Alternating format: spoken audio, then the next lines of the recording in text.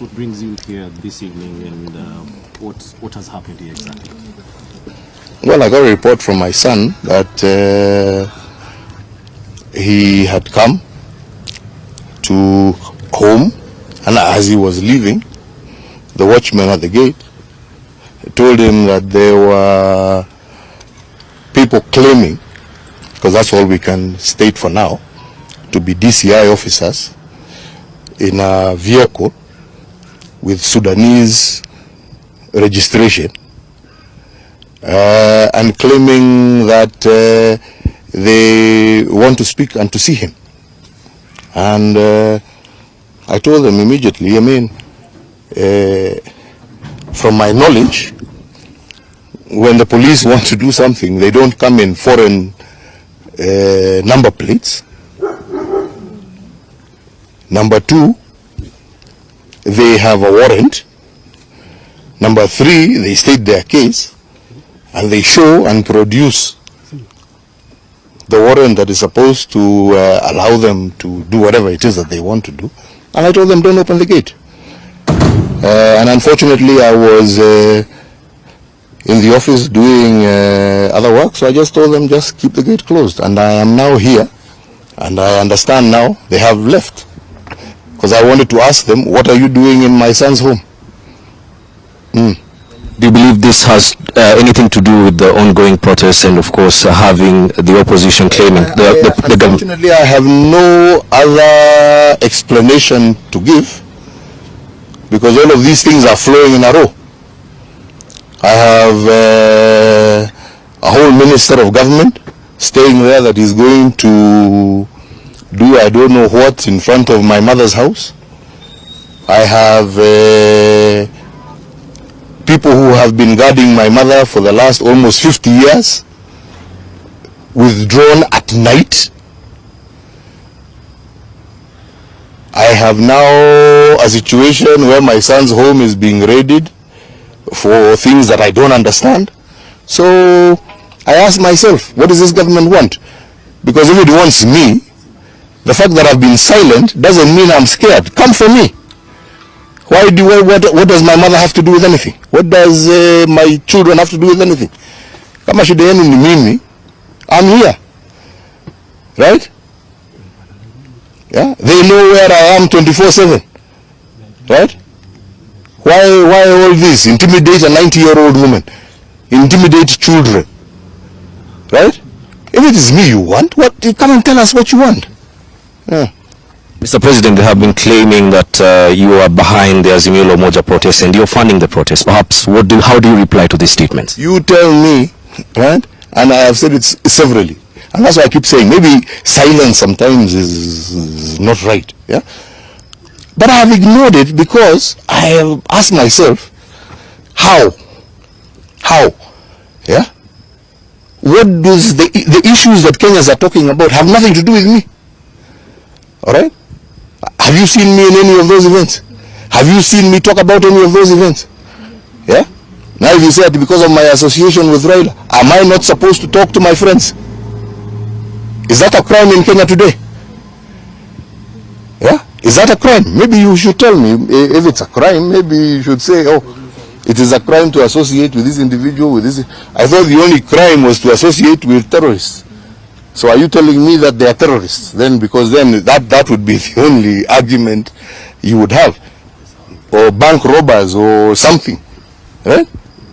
Yeah? But I thought we lived in a democracy in Kenya. I believed. Yes? And that's why I handed over, whatever. I may not have supported this government. Yes? But I accepted the will of the people, didn't I? You all saw me in broad daylight.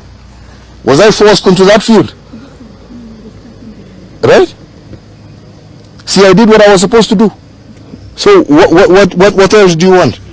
Probably, are there any steps you're going to take after this from this particular incident? This incident, I leave to the lawyers.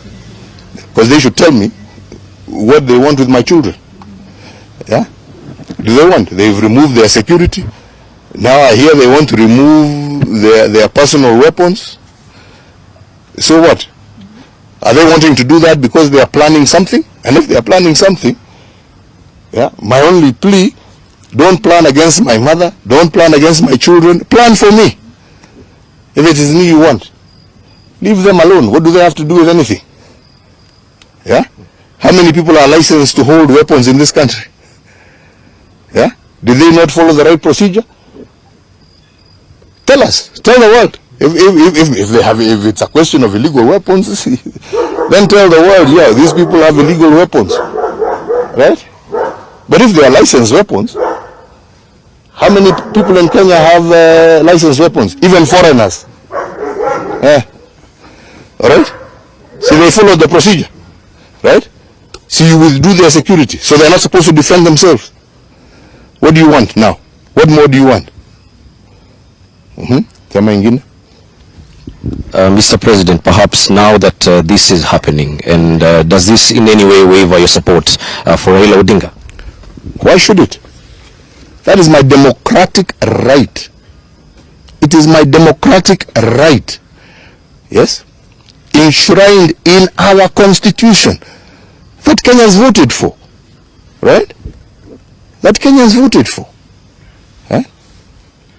Mzee Moi died as a member of KANU, and KANU ceased to rule this country in 2022. He died claiming I am a KANU life member. Was there a problem with that? Was there? Maybe you should tell me. Maybe there was a problem with that. Yeah? He died a KANU life member. To his grave, he declared himself a KANU life member, correct? Was there a problem? So what's the problem? Maybe you should tell me, maybe there's something that I don't understand. Mr.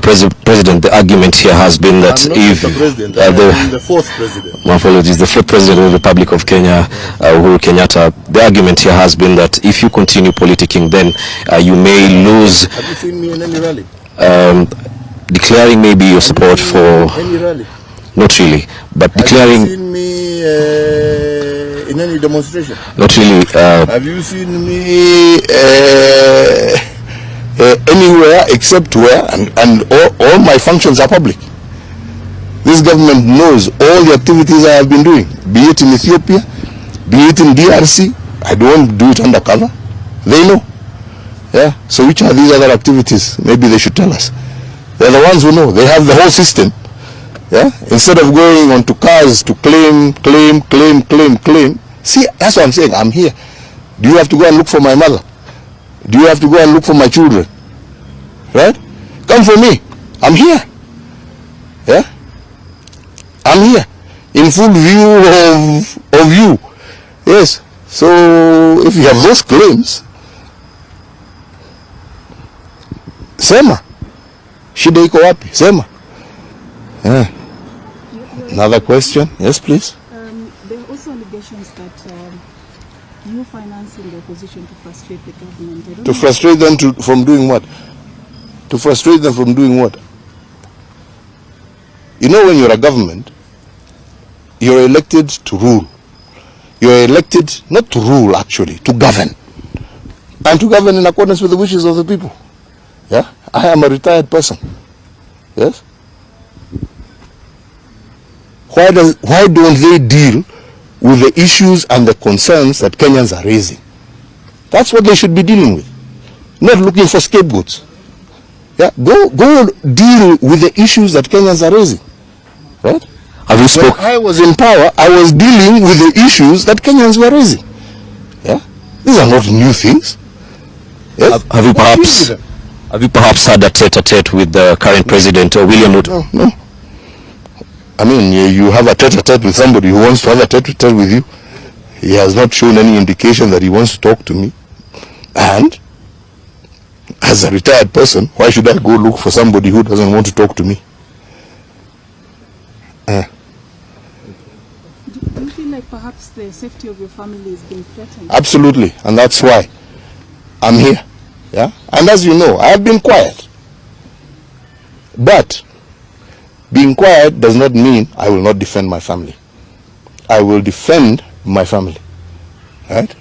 And I will defend it to the end. All right? I defended Kenya, and I did my best for this country. Okay? You may not think, whoever has that opinion, that is an opinion. But according to me, I did the best I could do for my country. All right? And I handed over when my time was finished. And I will now do the best that I can do to defend my family. Mr. The retired president, you called a Jubilee delegates meeting on the 22nd, I think, February or May. And the question here is, don't you think that is a form of maybe actively participating in politics, trying to iron out and rest the affairs of the Jubilee Party? No. And I said it when I was even right there on the platform. My idea and my plan was always to surrender my party.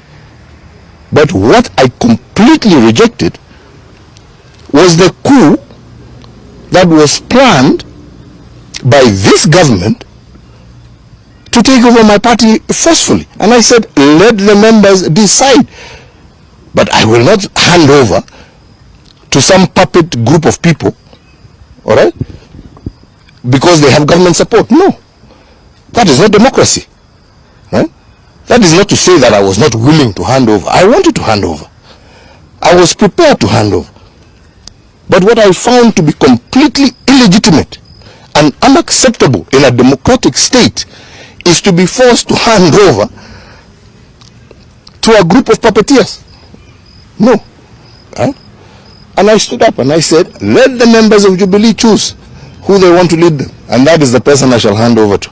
And the politicians you're referring to, these were actually your allies formally. Do you feel betrayed in any form of way? I have no issue. They are free to do whatever they want. I can't comment about it. Whatever they want to do, that's their business.